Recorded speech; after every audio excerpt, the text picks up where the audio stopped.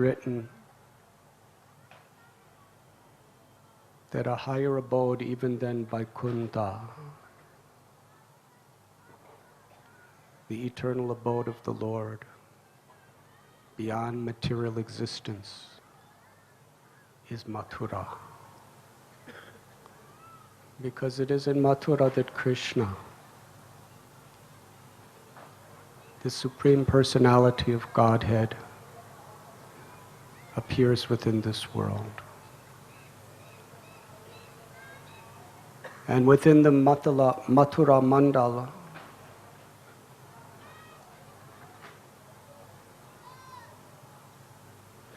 the most special place is the forests of Vrindavan, where Krishna performs his most intimate pastimes, including the Rasa Lila.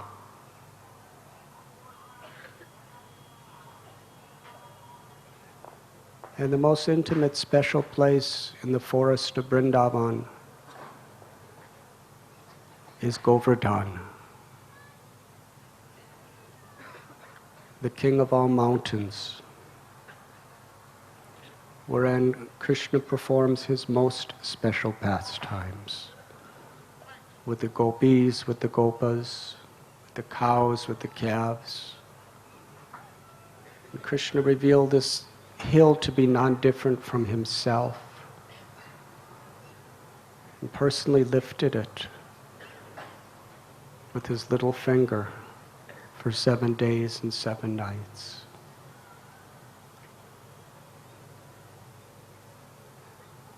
And the most special place within Govardhan is Radha Kund, where Srimati Radharani's love fully manifests in a liquid form. And just as her love is most dear, in fact conquers the heart of Krishna, in the same way this Radha Kund is dear to Krishna.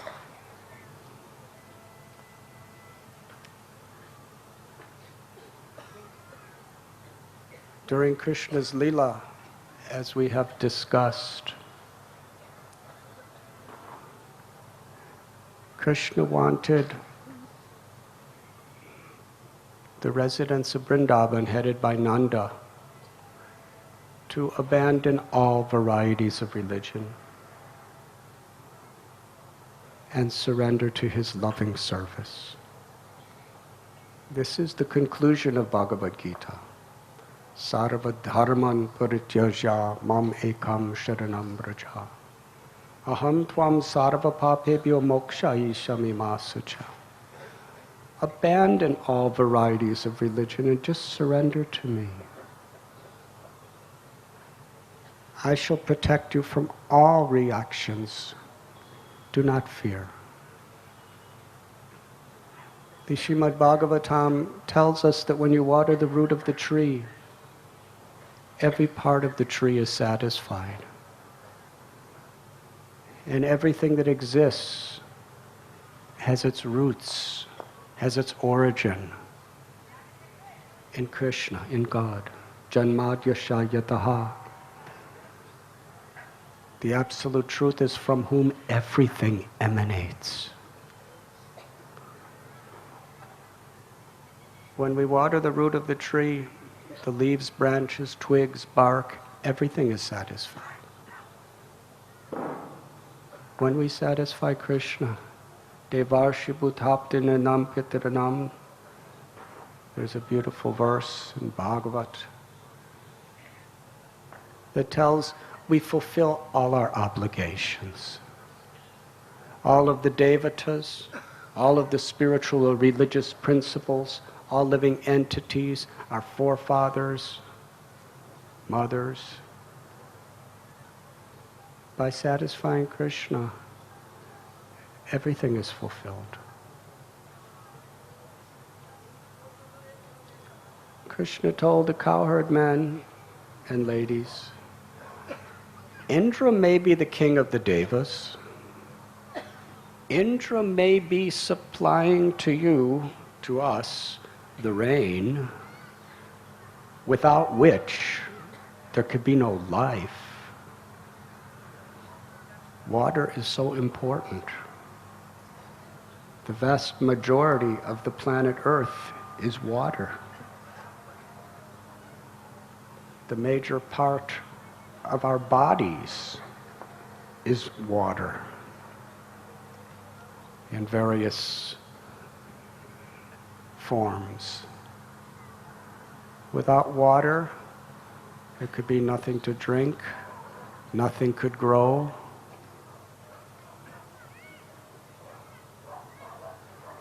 When we live in the cities, sometimes we're so disconnected from the reality around us that we think that water comes from the tap that we turn on. And food comes from the marketplace that we purchase it. But the reality that all food is coming from the earth, and earth can only provide food when there is sufficient water. Drought is devastating. We have been to villages in India where there have been massive droughts, and it's practical devastation. Utter poverty where there's drought.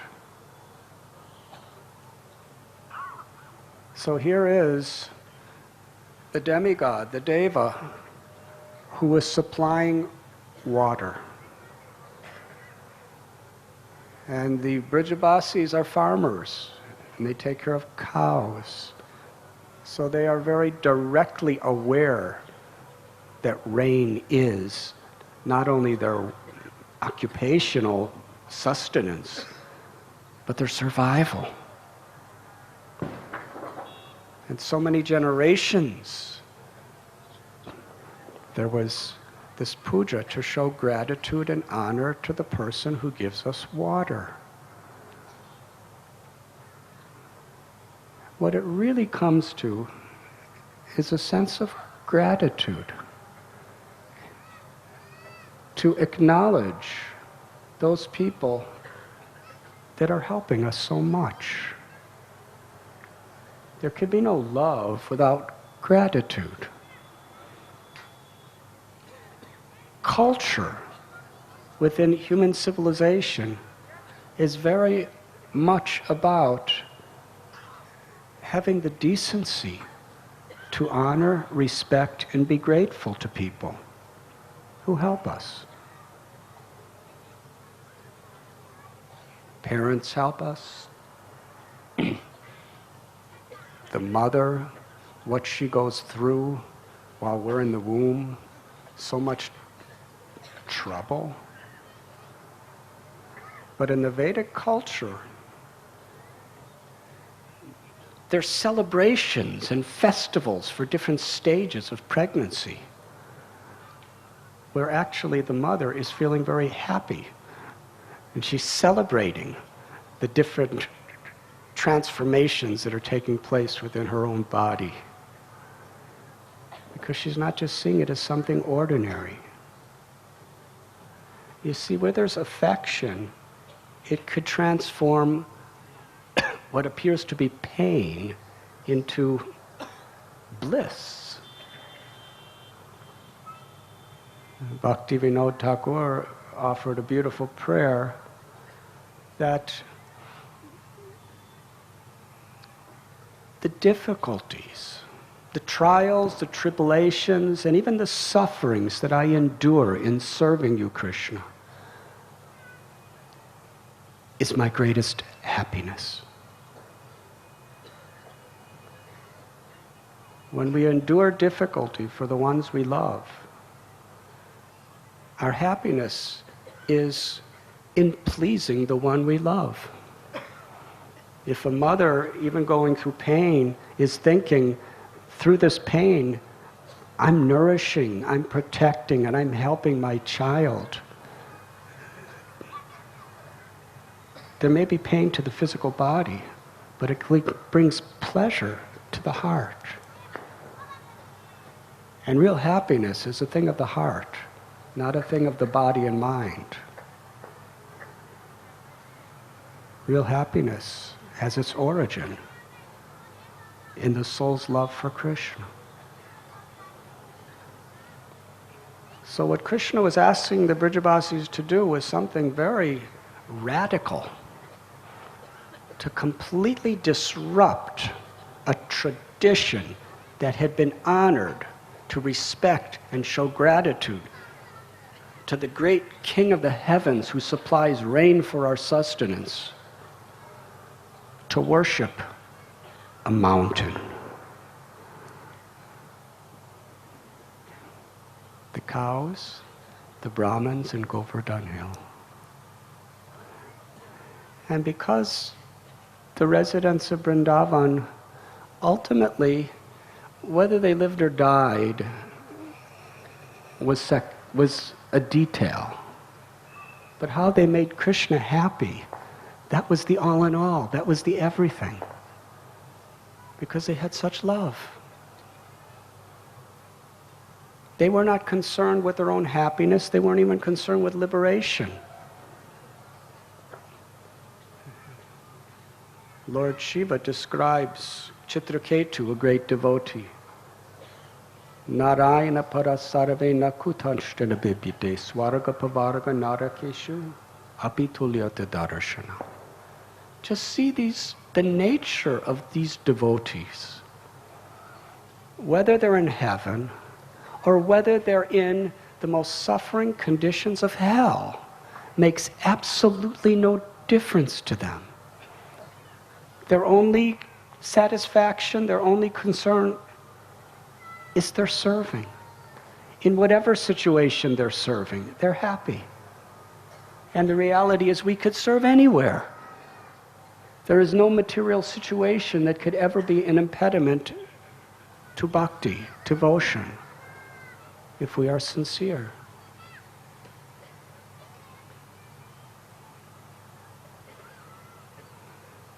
So for the pleasure of Krishna, they were willing to disrupt the most major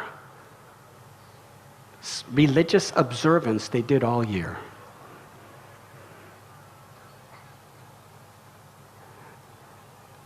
And Indra was very angry. We discussed this the other day on Govardhan Puja. But Krishna manifested himself as Govardhan Hill. As the Brijabasis offered, on Krishna's suggestion, mountains and mountains and mountains of food, Krishna appeared in a gigantic form on top of Govardhan Hill. It was like two mountains in one. One was an animate mountain, which had a very Krishna-like form, and the other was a mountain, which was purely Krishna's form. And the mountain spoke, and then ate all the food, and then asked for more, and then gave everything back.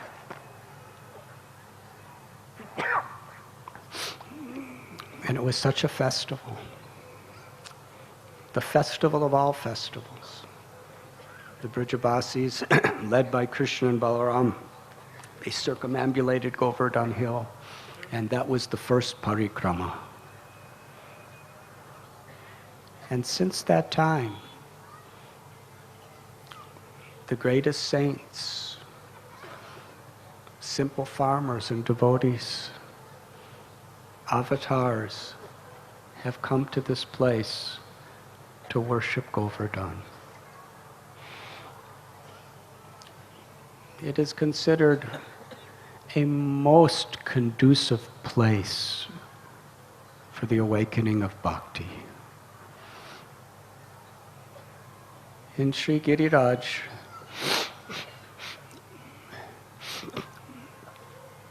such a history.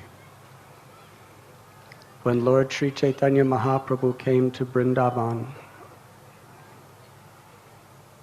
he came to Govardhan Hill.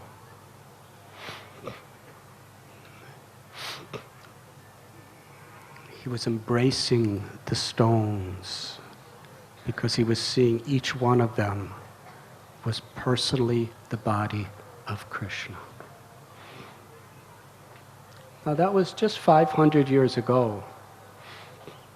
So we can understand from a physical perspective, Govardhan Hill was looking very much the same as it is today. The same stones that we're seeing on the Shigiriraj are the stones that Lord Chaitanya Mahaprabhu was seeing.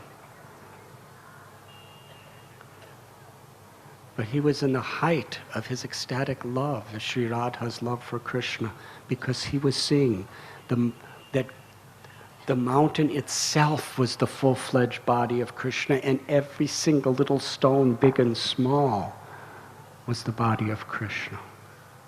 He was embracing and weeping. And out of his honor, he would not walk on the Govardhan Hill because he considered this is the body of my beloved Lord. Ishvara Parama Krishna Sachit Ananda Vigraha. This is an eternal spiritual truth. We are different than our body. This is the most fundamental principle of spiritual knowledge. You are not your body. You are the eternal soul that gives consciousness and life to the body. Dehinosmin yata dehe komaram yovanam chara. The Gita tells the soul is passing through all the different changes of childhood to youth to old age. And at the time of death, the Atma, the living force, moves into another body. The very basis of bondage and misery is we're thinking, I am this body, and we're trying to find enjoyment by giving satisfaction to the body. And Srila Prabhupada gives the example, it's like having a very nice cage for a bird and spending your whole time decorating the cage and completely forgetting to feed the bird. The bird is starving, suffering, and dying while we're putting ornaments on the cage. That is human civilization as we know it. We work so hard for these gross and subtle bodies of the physical and mental bodies, but we neglect the need of the soul. The Atma is hungry, is starving to taste the infinite, all-attractive, sweet love of Krishna, of God. The very propensity, the nature of the Atma is to ecstatically feel the happiness of giving its whole love to Krishna. And giving our whole love to every living being who is part of Krishna.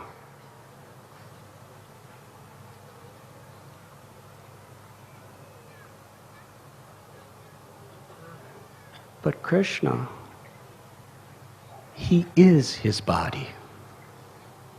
Because on the spiritual level, there is no material, temporary coverings of ignorance. Ishvara Parama Krishna Sachit Ananda Vigraha. Krishna is the Parabrahman. He is the Supreme Brahman. He is the Paramatma, the Supreme Soul. And his body is made out of pure spiritual substance. His body and him, there is no difference. And even in our liberated state, in the spiritual world, there is no difference between our bodies and our souls. Our souls actually have an eternal, beautiful, loving form in relationship to God's supreme eternal form.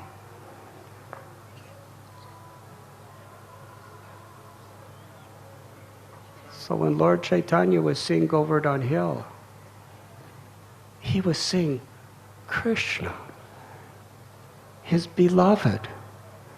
It wasn't just a matter of making an offense to Krishna by stepping on him or being disrespectful.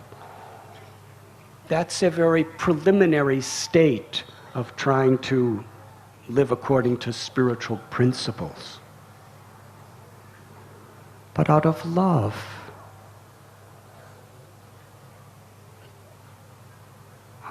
he couldn't bear putting his feet on the beautiful body of his beloved.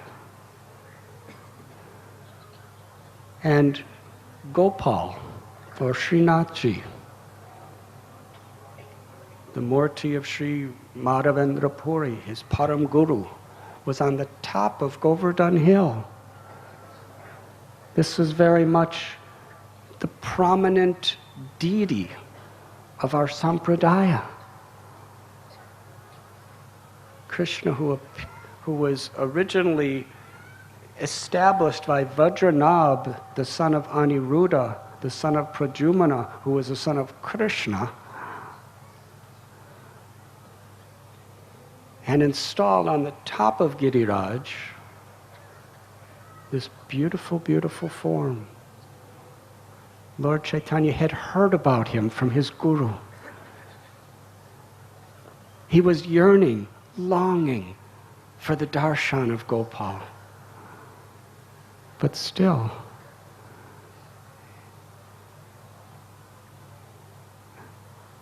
out of love for Giriraj, he could not go on that hill.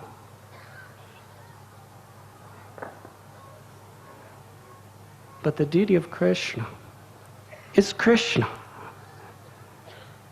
And in the role of a devotee, Lord Chaitanya Mahaprabhu was yearning for Krishna, and Krishna was yearning for Lord Chaitanya. And since Lord Chaitanya wouldn't come to see him out of love, the Lord came down to see Lord Chaitanya out of love.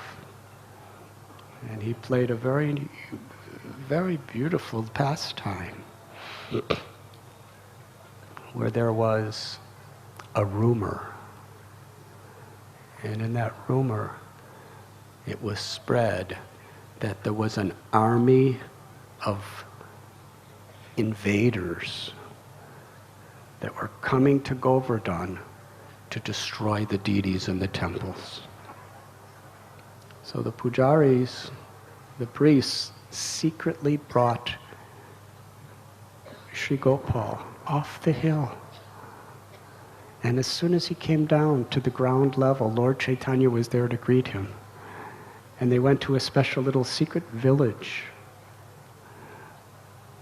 And Sri Chaitanya Mahaprabhu, the whole time Gopal was in that village, Lord Chaitanya was worshiping him, offering his body, mind, words, love, dancing in sweet ecstasy, and giving the highest pleasure to Krishna by inducing everyone in the village all around to join him in the Sankirtan of the holy names.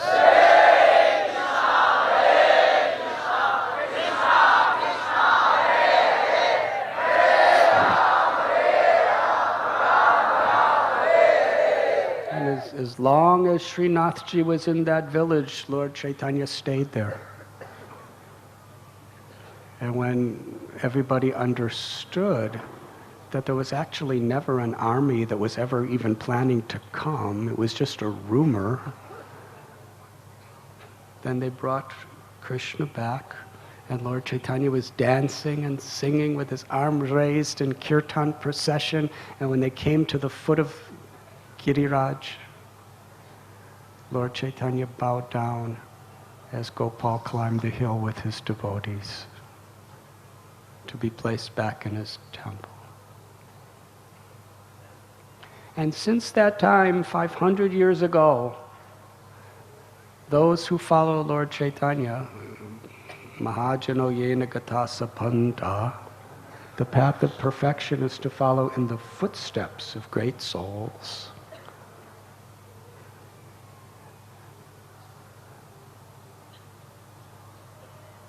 none of the devotees of Lord Chaitanya would go on Govardhan Hill. Other sampradayas do. And it's perfectly fine for them to do so. Krishna sees the nature of our love. But it is the nature of our love to follow in the footsteps of how our previous acharyas and how our beloved Lord taught us to show our love. Rupa Goswami, Sanatan Goswami, Jiva Goswami, Raghunath Das Goswami. Raghunath Das Goswami lived most of his life right at Radha Kund. Sanatan Goswami lived a good portion of his life at Chakaleshwar Mahadev Temple, at Manasi Ganga. Year after year after year. Never once did they go on the hill. They would circumambulate it from around every day and worship with love and devotion Krishna in the form of Giriraj. But still, Srinathji Gopal was on top of the mountain, and they all longed to see him, but they wouldn't go up. Out of love for Gopal, they wouldn't go to see Gopal. Love can be a very mystical, mysterious thing. Because love is something that springs from the very inner depths of our souls.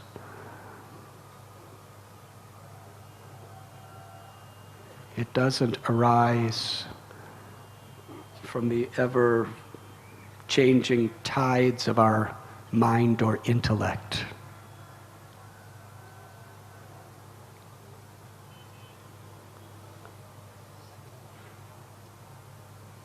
So Sri Gopal decided he was yearning to see his devotees.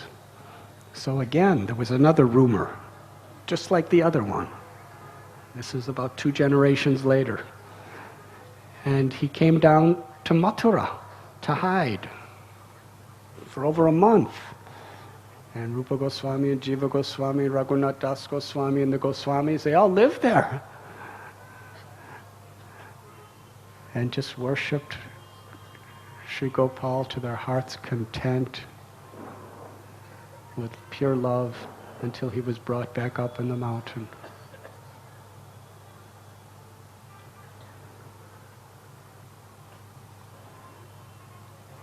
Rupa Goswami had Bhajan Kutir around Govardhan and Radha Kund, Raghunath Das Goswami, Sanatan Goswami, Gopal Bhatta Goswami, Raghunath Bhatta Goswami, Jiva Goswami, Narottam Das Thakur, Srinivasacharya, Shamananda. They went on Govardhan Parikrama with Raghava Pandit, who lived in a cave just near Govardhan Hill. The cave is still there today. Vishwanath Chakravarti Thakur spent most of his life here at Govardhan. Krishnadas Kaviraj Goswami, he wrote Sri Chaitanya Charitamrita here at Govardhan.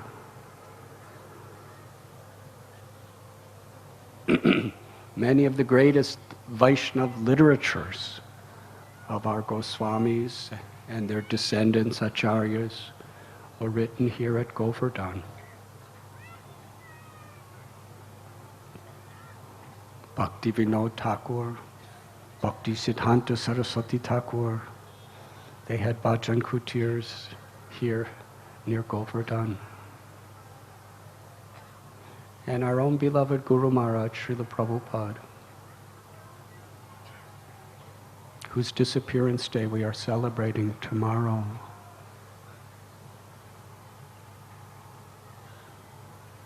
How much he taught us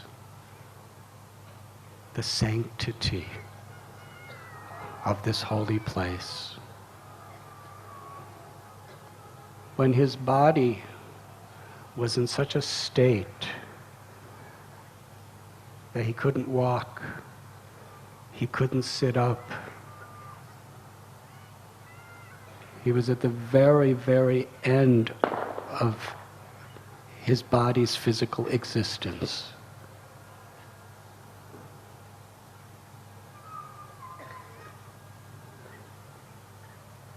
At that time, he told devotees he wanted to do Govardhan Parikrama. It's 14 miles around, 21 kilometers. They said, Srila Prabhupada, you can't even walk. You can't even sit up. And he said, take me on a bullock cart.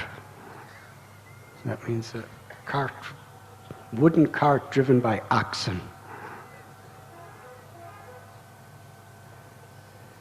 And his doctor said, within the first few minutes, the shaking of an ox cart, he cannot survive. It's humanly, physically impossible. He cannot survive. And Srila Prabhupada was, no, take me. I want to do Govardhan Parikrama. What is Govardhan Parikrama? It's not a ritual. It's an expression of love. To circumambulate Govardhan Hill is a way of expressing the depth of love and gratitude for Giriraj. When Sanatana Goswami was doing his Govardhan Parikramas every day, even in his old age, he wasn't just doing it for his spiritual purification. He was doing it as an expression of his love. Can you imagine the troubles it takes? But because that offering of love is so pleasing to Krishna, Sanatana Goswami was willing, through great efforts, even in old age, every single day to do the parikrama. Because whatever I feel, Krishna's pleased. And Krishna was so worried about him because he loved Krishna so much. Krishna appeared as a little boy and said, you're too old. You don't have to do this anymore. And Sanatana Goswami said, no, I promised Krishna in my heart I would do this every day, so I must do it. But you're so old and it's so difficult. Then the little boy, he didn't reveal himself as Krishna immediately. He went on the hill and played his flute and caused the mountain a stone to melt, and his footprint was there. And he came down and said, now, you see, this is Krishna's footprint. And this stone, every stone is as good as Govardhan, the whole mountain. So you go 7 times around this stone and it's just as good as doing Govardhan Parikrama, and this is what will please Krishna. This was the nature of the relationship that they had. You see these physical bodies from the perspective of bhakti. Its purpose is an instrument to express our love, or in the neophyte state, our intent to love.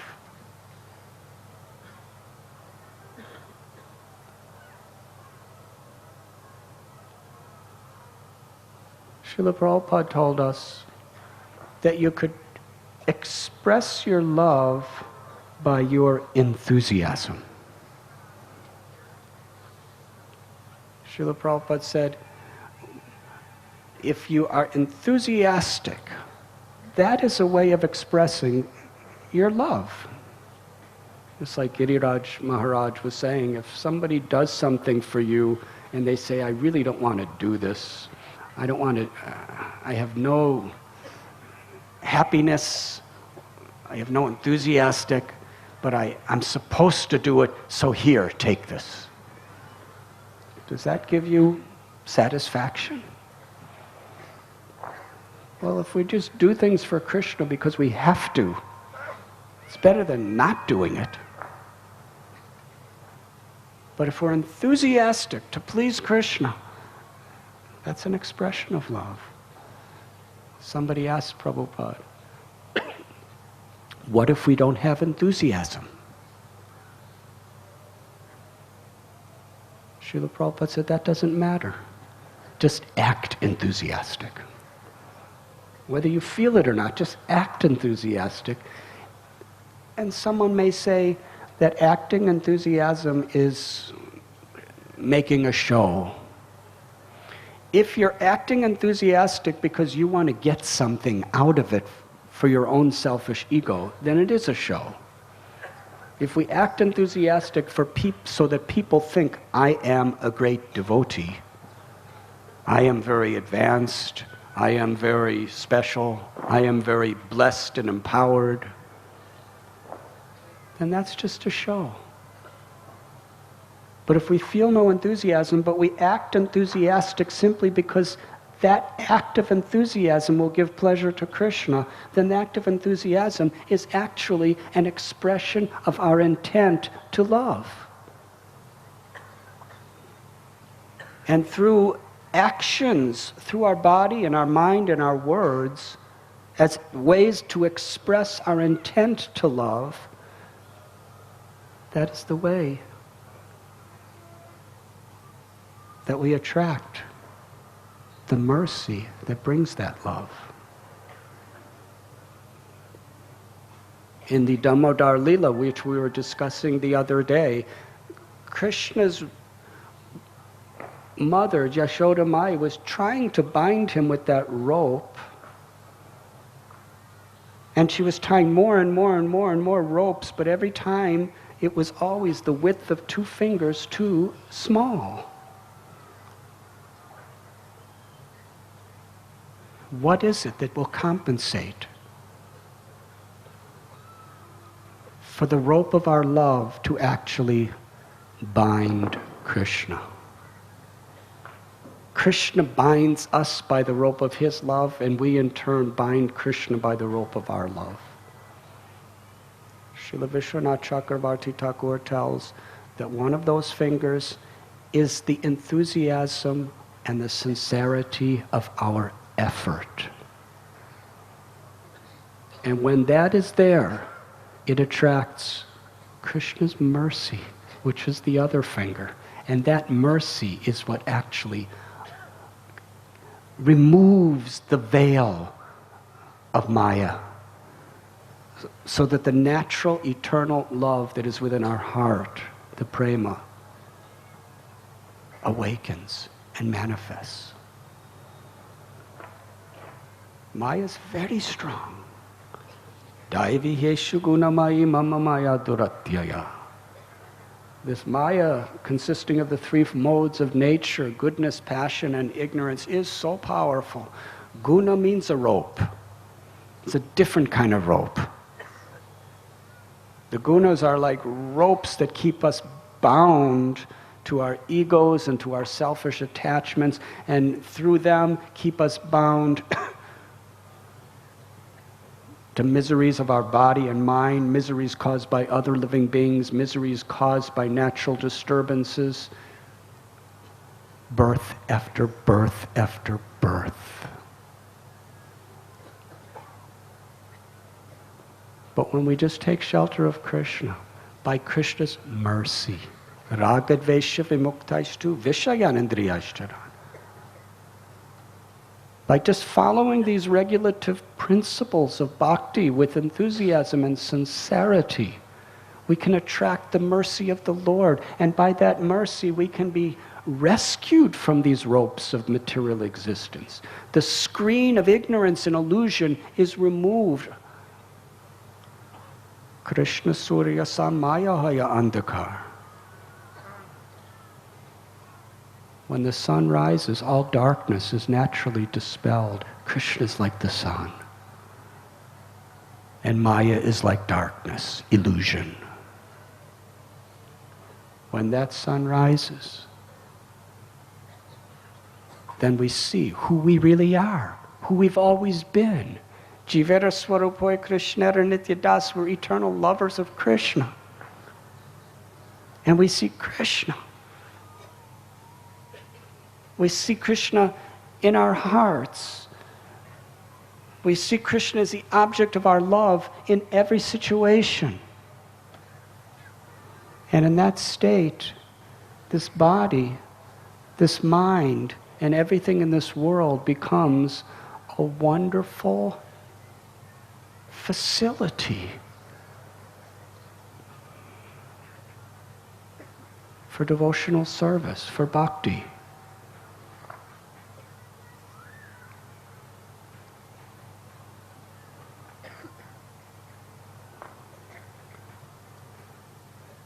Within this world that we're living in,